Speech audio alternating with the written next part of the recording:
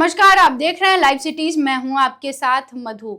कल फिर से बिहार में प्रकृति का तांडव देखने को मिला और जिस तरह से दिन में ही रात हो गया था, या यूं कहें कि दिन में ही पूरा अंधेरा छा गया था और जितनी तेज आंधी, बारिश, तूफान आई उसने कई जिंदगियों को खत्म कर दिया। देखिए, अगर हम बात करें बिहार के सीतामढ़ी जिले की, तो बिहार के सीतामढ़ी में सोमवार की देर शाम को आए तेज आंधी तूफान ने जमकर कहर बरसाया, जिसमें एक दर्दनाक हादसे में 2 महिलाओं की जान चली गई। घटना बाजपट्टी थाना क्षेत्र के पुपरी सीतामढ़ी स्टेट हाईवे के मालीपुर पकड़ी इलाके की है, जहां अचानक तेज हवा के कारण सड़क किनारे लगा बिजली का पोल गिर पड़ा।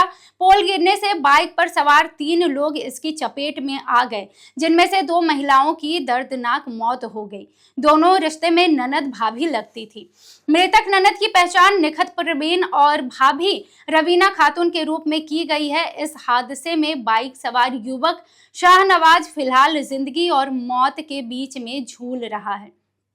स्थानीय लोगों के मुताबिक आंधी तूफान की वजह से अचानक बिजली का पोल हाईवे पर चलते बाइक पर गिर गया, जिसमें एक महिला की सिर तो दूसरी की गर्दन दब गई, जिसके बाद युवक गंभीर रूप से घायल हो गया। लोगों ने तुरंत बचाने की कोशिश की, लेकिन खंभे के नीचे दब जाने के कारण दोनों की मौके पर ही मौत हो गई। हम पहले आपको सुनवाते हैं कि वहां के जो लोग हैं, जो परिजन हैं, उनका क्या कुछ कहना है। समस्या ये हुआ है कि जब हमको मालूम हुआ है कि बाजपट्टी में लाश पड़ा हुआ है, हम बाजपट्टी जब वहाँ पहुँचे हैं तो वहाँ पहुँचने के बाद एम्बुलेंस के लिए बोले कि सर हमको एम्बुलेंस दीजिए, हमारे पास कोई इंतज़ाम नहीं है ले जाने के लिए सीतामढ़ी पोस्टमार्टम के लिए। तो वहाँ के जो डॉक्टर साहब थे और वहाँ के जो मैनेजमेंट थे वो कह रहे थे कि यहाँ से एम्बुलेंस नहीं मिलता है लाश वाश ले जाने के लिए। आपको 102 पे कॉल करना पड़ेगा और वहाँ सीतामढ़ी से आपको गाड़ी मंगाना पड़ेगा, तो यहाँ से कोई गाड़ी नहीं है। आप सीतामढ़ी से मंगवाए थे गाड़ी? जी, हम 102 पे कॉल किए हैं, लेकिन हमारा कॉल रिसीव नहीं किया गया है।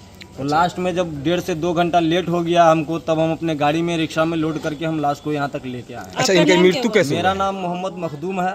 इनका मृत्यु कैसे हुआ? इसका मृत्यु का मसला ये है, जहाँ तक कि हम भी देखे नहीं है, घटनास्थल पे भी गए नहीं है, जहाँ तक हमको मालूम हुआ है कि इलाज कराने के यहाँ से जा रहे थे ये तीनों आदमी बाइक सवार। कौन कौन थे साथ में? उसका एक दियाद है जिसका नाम मोहम्मद शाहनवाज है इसका, और एक बहन थी, और उसकी एक भौजाई है जिसका नाम, बहन का नाम है निखत परवीन और उसकी भौजाई का नाम है रकीबा खातून, और जो लड़का अभी इलाज में चल रहा है उसका नाम है शाहनवाज।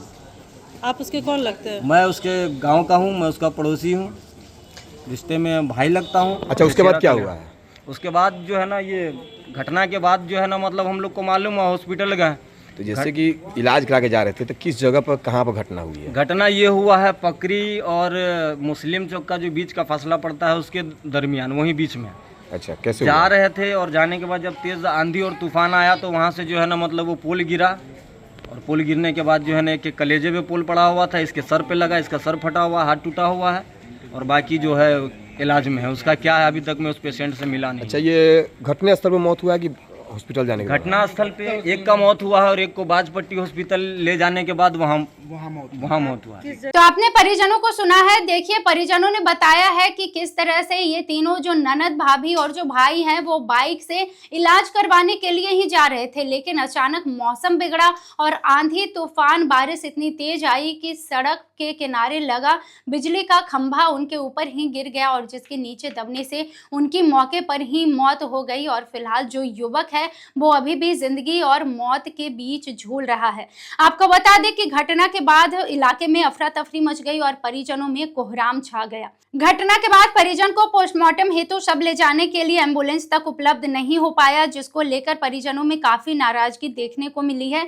घटना की सूचना मिलते ही पुलिस वहां पर पहुंची और मामले की अभी जांच में जुटी हुई है। लेकिन ऐसे में एक और जो बड़ा सवाल यहाँ पर खड़ा होता है वो ये है कि कहीं भी हमने पिछले दिनों भी ऐसे मामले देखे हैं कि जहां पर जब कोई एक्सीडेंट होता है या फिर कोई भी दुर्घटना होती है तो एम्बुलेंस उपलब्ध नहीं करवाया जाता है समय पर। जब भी कोई ऐसी घटना होती है तो अब प्रशासन की ये जिम्मेदारी है कि वो अपनी तरफ से एम्बुलेंस जल्द से जल्द उपलब्ध करवाएं, ताकि लोगों को भी सुविधा हो सके। आगे जो भी जानकारी होगी आप तक जरूर पहुंचाएंगे। फिलहाल के लिए इतना ही, और भी खबरों के लिए जुड़े रहिए हमारे साथ। वीडियो देखने के लिए आपका धन्यवाद।